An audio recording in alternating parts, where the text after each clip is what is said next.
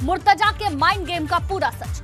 हसिया वाले पोस्टर का पोस्टमार्टम। 4 अप्रैल को गोरखनाथ मंदिर पर हमला करने वाले मुर्तजा को लेकर रोज नए नए खुलासे हो रहे हैं, लेकिन इस बार जो खुलासा हम करने जा रहे हैं वो बेहद सनसनीखेज है, क्योंकि आईएसआईएस ने एक वीडियो जारी किया है और इस वीडियो ने कर दिया है खुलासा कि आखिर किसके संपर्क में था मुर्तजा और क्यों उठाया ये दहशतगर्दी वाला कदम।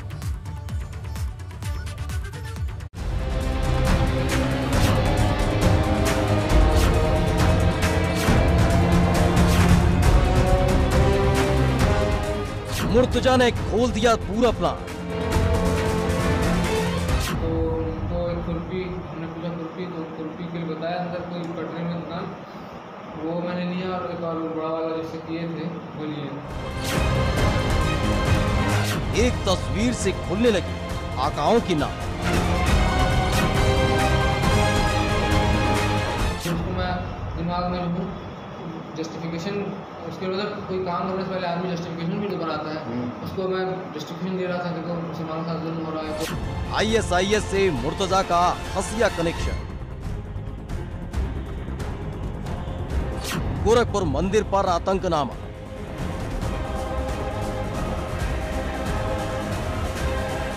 मुर्तजा पासी का सनसनीखेज कबूलनामा।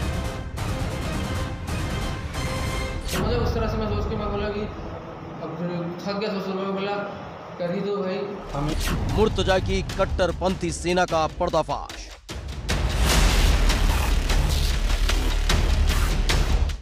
मुर्तजा के मोबाइल ने उगले एक एक राज।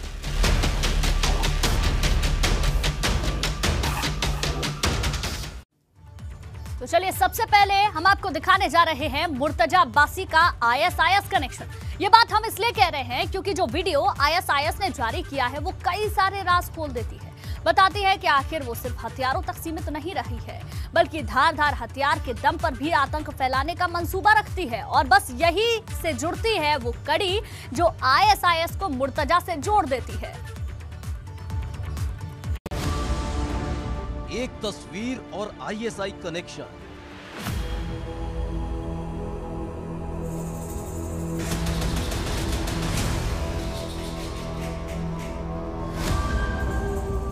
आईएसआई का हसिया वाला विलेन।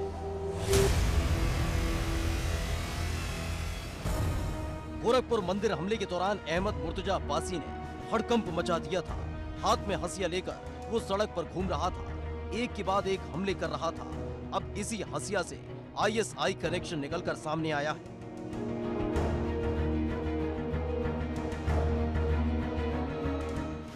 अब इस तस्वीर को जरा गौर से देखिए।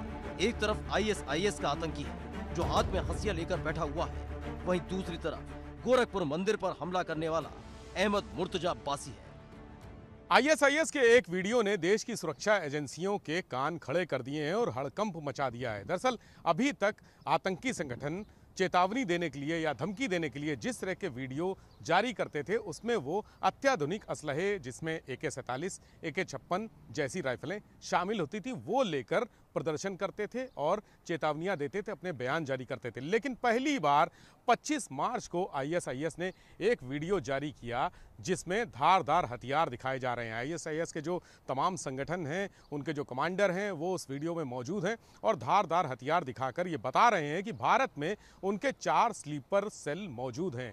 देश की सुरक्षा एजेंसियों के लिए बहुत चिंता की बात है और ये माना जा रहा है कि मुर्तजा भी उन्हीं स्लीपर सेल में से एक हो सकता है। अब सुरक्षा एजेंसियां ये पता लगाने की कोशिश कर रही हैं क्या मुर्तजा वाकई में आईएसआईएस का स्लीपर सेल है, और अगर मुर्तजा है तो 3 और लोग कौन हैं जो आईएसआईएस के लिए देश में काम कर रहे हैं। इसके अलावा जो देश भर का जो नेटवर्क है आईएसआईएस का हो चाहे अन्य आतंकी संगठनों का हो, उसके लिए एनआईए की भी मदद ली जा रही है, आईबी से भी मदद ली जा रही है। पैन इंडिया पूरा नेटवर्क। मुर्तजा के इस ग्रुप की जानकारी मिलते ही एटीएस ने धरपकड़ शुरू कर दी और ग्रुप से जुड़े लोगों को हिरासत में लेने का काम कर रही है। कानपुर, नोएडा, संभल, शामली में छापेमारी की गई। अलग अलग जिलों से भी कुछ युवक उठाए गए हैं। ग्रुप से जुड़े 15 सदस्यों की डिटेल खंगाल रही है एटीएस। मोबाइल फोन, लैपटॉप और बैंक डिटेल की भी जांच जारी है। मुर्तजा रेडिकलाइज्ड हो चुका था और यही काम अब उसने व्हाट्सएप के जरिए शुरू कर दिया था। एटीएस की जांच में सामने आया है कि मुर्तज़ा एक व्हाट्सएप ग्रुप चलाता था जिसमें 200 से ज़्यादा लोग जुड़े हुए थे। मुर्तज़ा खुद उसका एडमिन था, इसके अलावा 3 और लोग भी एडमिन थे। एटीएस ने जब मुर्तज़ा से पूछताछ की तो उसने व्हाट्सएप ग्रुप पर कट्टरपंथी विचारधारा से प्रेरित संदेश और मैसेजेस भेजने की बात कबूल की। उसने ये कबूल किया कि वो दूसरों को रेडिकलाइज करने का काम कर रहा था। एटीएस ने कल सुबह से लेकर आज दोपहर तक शामली, संभल, नोएडा, कानपुर, दिल्ली समेत तमाम जगहों पर छापे मारकर 15 से ज़्यादा लोगों को हिरासत में लिया है और ये लोग बताए जा रहे हैं कि उसी व्हाट्सएप ग्रुप से जुड़े हुए थे। इन लोगों के मोबाइल फ़ोन की कॉल डिटेल खंगाली जा रही है, इन लोगों के बैंक अकाउंट्स खंगाले जा रहे हैं, तमाम जो सोशल मीडिया अकाउंट्स हैं वो भी देखे जा रहे हैं, कंप्यूटर और लैपटॉप की भी छानबीन की जा रही है। फिलहाल पुलिस कड़ी से कड़ी जोड़ रही है और मुर्तजा की एक एक डिटेल को खंगाल रही है कि कहीं गोरखनाथ मंदिर पर हमले के पीछे किस आतंकी संगठन का हाथ है। यही नहीं, जिन लोगों से लगातार कनेक्ट रहा मुर्तजा, उनको भी हिरासत में लेने के लिए छापेमार कार्रवाई कर रही है, जिससे पूरा का पूरा नेक्सस जल्द से जल्द तोड़ा जा सके। Bureau report, ABP Ganga.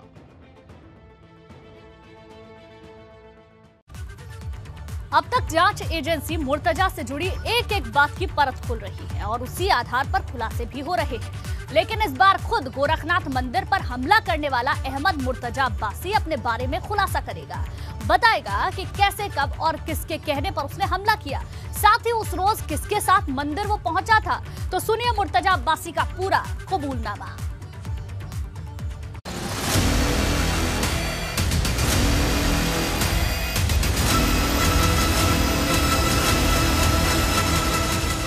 Murtaza Abbasi का सनसनीखेज कबूलनामा। हमारे साथ जो गलत हुआ वो तो ड्राइविंग फैक्टर है, उसको मैं हमले की पूरी थ्योरी आई सामने।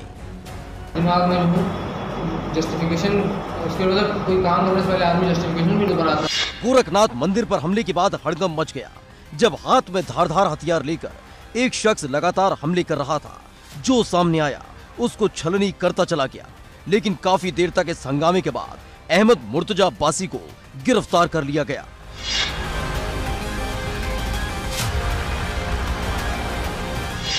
अहमद मुर्तजा अब्बासी से जुड़े हर एक तथ्य की तलाश यूपी एटीएस कर रही है। मुर्तजा के परिवार से लेकर उसकी पूर्व पत्नी से भी एटीएस पूछताछ कर चुकी है। तो वहीं उसके घर पर भी एटीएस ने जांच की, जहां से एयरगन से लेकर छर्रे और कई तीर्थ स्थलों की तस्वीरें बरामद हुई।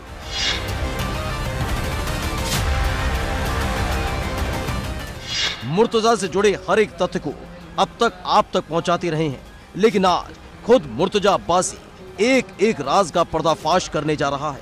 वो खुद बताएगा कि आखिर उसने क्यों और किसके कहने पर गोरखनाथ मंदिर पर हमला किया, उसका मकसद क्या था, हमले के दौरान उसके साथ कौन था और हमले के बाद कहां फरार होने की फिराक में था। कहां से इकट्ठा की हथियार। सबसे बड़ा सवाल यह था कि आखिर एक एक कर मुर्तजा धारदार हथियार इकट्ठा करता चला गया और बड़े आराम से गोरखनाथ मंदिर तक कैसे पहुंचा, क्योंकि उसके पास से 3 धारदार हथियार बरामद हुए हैं। साथ ही सवाल ये कि क्या वो अकेला था या कोई और भी उसके साथ था। तो इस सवाल का जवाब खुद मुर्तजा अब्बासी ने दिया है। तो उनको एक खुरपी, हमने पूछा खुरपी, तो खुरपी के लिए बताया अंदर कोई पटरी में दुकान, वो मैंने लिया और एक और बड़ा वाला जैसे किए थे वो लिए। दोनों सामान लेके हम टेम्पो पे चढ़े, 450 से 500 रुपये का सामान था। टेम्पो पे चढ़े, टेम्पो से मगड़ है। क्या था मुर्तजा का पूरा प्लान? मुर्तजा अब्बासी ने अब तक बताया कि वो अकेला नहीं था, बल्कि उसके साथ एक शख्स और मौजूद था। उसके साथ ही वो बैग में धारदार हथियारों के साथ वो गोरखपुर पहुंचा था। लेकिन अगला सवाल ये है कि आखिर उसका प्लान क्या था? रॉबर्ट से जो है उसने कहा कि हम आपको रिजर्व गोरखपुर पहुंचा देंगे। तो हमने कहा भाई ठीक है, गोरखनाथ में रुकवा देना। तो वहीं पुलिस है, उसी पे हम कुछ अपना कर देंगे कि हम भी चले जाएंगे, काम हो जाएगा। कौन था हमले का मास्टरमाइंड? जिस तरह से मुर्तजा अब्बासी ने इस घटना को अंजाम दिया, उसे देखकर लगता है कि जल्दबाजी में इस घटना को अंजाम दिया गया है, क्योंकि हथियारों के नाम पर सिर्फ हसिया मिला है, जबकि जांच में सामने आया है कि मुर्तजा लगातार शूटिंग की प्रैक्टिस घर की छत पर कर रहा था। फिर ऐसा क्या हुआ कि उसने हसिया से ही घटना को अंजाम दे डाला और किसके आदेश पर? एंगल से हम सोच रहे थे जस्टिफाई करने का कि ऐसा भी है कि हाँ भाई देखो CNRC भी कर रहे हैं तो गलत हो रहा है ना। हमारे साथ जो गलत हुआ वो तो ड्राइविंग फैक्टर है ही, तो उसको मैं दिमाग में जो जस्टिफिकेशन, उसके मतलब कोई काम करने से पहले आदमी जस्टिफिकेशन भी तो बनाता है, उसको मैं जस्टिफिकेशन दे रहा था। देखो हमारे साथ जुल्म हो रहा है, कोई कर्नाटक में इतनी हो रहा तो हम अब कोई नहीं करेगा। तो मतलब उस तरह से मैं सोच के मैं बोला कि अब फिर थक गया सोच में, बोला कर ही दो भाई, हम ही ये बीड़ा उठा ले मतलब हम मतलब अब हाँ यही सब कुछ लेके। मुर्तजा बासी का ये कबूलनामा उस वक्त का है जब 4 अप्रैल को उसने गोरखनाथ मंदिर पर हमला किया था और काफी देर बाद उसे गिरफ्तार कर लिया गया था। उसी वक्त पूछताछ के दौरान उसने बताया था कि आखिर उसके जहन में क्या चल रहा है। यह पूर्व में ही बताया जा चुका है कि घटना एक बड़े साजिश का हिस्सा है और हर एक पहलू पर विचार किया जा रहा है। आज जो वीडियो सामने आया है उसके बारे में भी पूरी तहकीकात हो रही है और उस व्यक्ति के द्वारा जो भी चीज़ें बताई जा रही हैं हम उसको पूरी तरीके से वेरीफाई करेंगे और उसके बाद उसमें अग्रिम कार्रवाई की जाएगी। फ़िलहाल पुलिस कस्टडी रिमांड में जो अभियुक्त है उससे ATS की टीम लगातार पूछताछ कर रही है।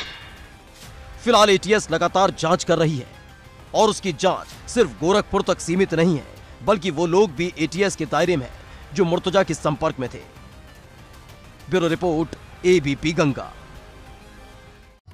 जिसके आगे अपराधी सरेंडर कर रहे हैं क्योंकि वो जनता है, आज नहीं तो कल उनका नंबर भी, वो जानते हैं कि आज नहीं तो कल उनका नंबर भी आने वाला है। दरअसल योगी आदित्यनाथ ने जैसे ही मुख्यमंत्री पद की शपथ ली उसके बाद एक बार फिर से यूपी के अलग अलग जिलों में बुलडोजर चल रहा है, जिसकी जद में सिर्फ माफिया नहीं है बल्कि वो सफेद पोश भी आने लगे हैं जो माफिया के साथ मिलकर अवैध निर्माण कराते थे। और कार्रवाई के इस हंटर चलने की शुरुआत होने वाली है लखनऊ से। करो सरेंडर, आया बुलडोजर।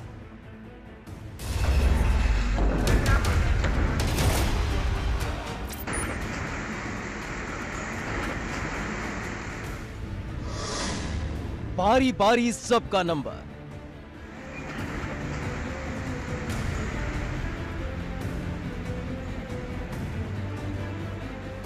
अब तक बुलडोजर का पंजा माफिया के खिलाफ चलता था, बाहुबलियों की हेकड़ी को निकाल देता था, लेकिन अब बुलडोजर का रुख उन सफेद पोशों की तरफ भी हो गया है जो पद के नाम पर मलाई काटते रहे और अवैध निर्माण कराते रहे। राजधानी लखनऊ के बालू अड्डा में बनी 6 मंजिला इमारत को पीले पंजे ने खुरच दिया था। बसपा नेता की इमारत को जमींदोज कर दिया था, जिसके बाद अब एक नया फरमान आया है जिसने बड़े बड़े अधिकारियों के होश उड़ा दिए। अब सिर्फ अवैध निर्माण पर बुलडोजर ही नहीं चलेगा, बल्कि उस निर्माण को संरक्षण देने वाले लापरवाह और जिम्मेदार अभियंताओं पर भी गाज गिरेगी। LDA ने इसे लेकर अपना रुख साफ कर दिया है और इसकी शुरुआत हुई है जोन 6 के अभियंताओं की सूची तलब करने के साथ में।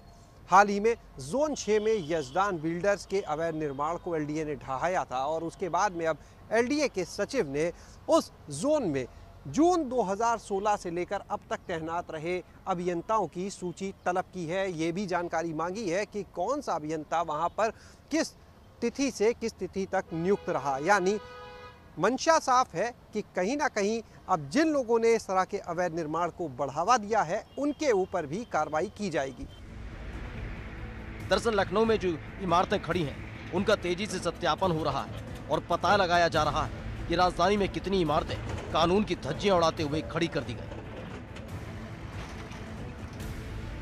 अवैध निर्माण कराने वाले अधिकारियों पर गिरेगी गाज। माफिया से मिली भगत करने वाले इंजीनियर भी जद में। प्राग नारायण रोड पर बनी इमारत पर गिरी गाज।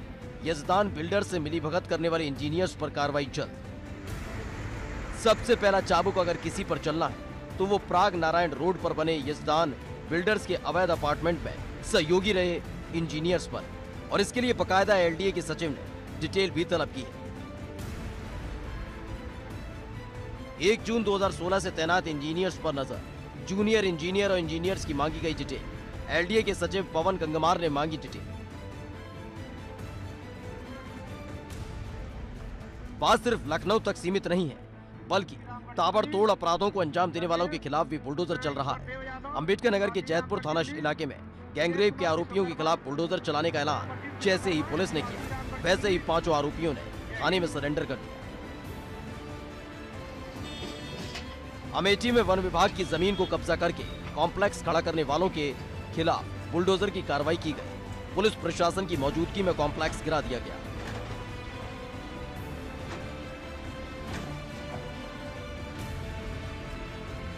और यह कि बिजाई गांव में जब धंधनाते हुए पहुंचा बुलडोजर तो माफिया के होश फाख्ता हो गए जब ग्राम प्रधान की जमीन पर बने अवैध निर्माण को गिरा दिया गया। दरअसल इस जगह पानी की टंकी बनाई जानी थी, लेकिन ग्राम सभा की जमीन पर कब्जा कर लिया गया था। इसमें जीएस लैंड, ग्राम बिछाई में जीएस लैंड पर कब्जा था। प्रधान और बार बार इसकी शिकायत की जा रही थी, तो इसमें जांच हुई तो जांच में पता चला कि लगभग 1.5 बीघा भूमि पर कब्जा था और वो भूमि एक्चुअली चिन्हांकित कर दी गई थी पहले से ही पंचायत भवन के लिए, और प्लस जल निगम की टंकी का भी प्रस्ताव जो है पेंडिंग था, तो वहां पर बाकायदा नोटिस वगैरह देते हुए और अतिक्रमण हटाया गया। बुलंदशहर में भी सरकारी बुलडोजर कब्जा, अनूप शहर रोड पर बन रही अवैध कॉलोनी को ध्वस्त कर दिया गया।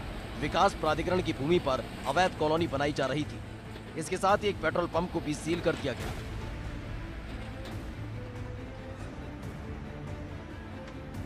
गोंडा में भी प्रशासन ने तालाब की जमीनों पर कब्जा करने वालों की रात की नींद उड़ा दी, जब अवैध निर्माण करने वालों का सारा बोरिया बिस्तर बांध दिया गया। इसकी शिकायत लंबे वक्त से मिल रही थी।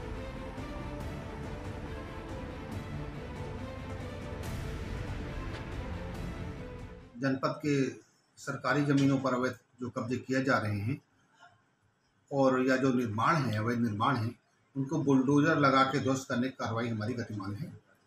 तहसील सदर के गांव में रुद्रपुर बिसेन में नवीन प्रति की भूमि पर, थाना धानेपुर के ग्राम बिशंबरपुर में तालाब की भूमि पर, तहसील मनकापुर के ग्राम झिलाही में नवीन प्रति की भूमि पर और इसी प्रकार तहसील करनेलगंज के ग्राम पहाड़ापुर में खलिहान की जमीन पर अवैध कब्जा निर्माण कार्य कर लिया गया था, उसे ध्वस्त करने की कार्रवाई।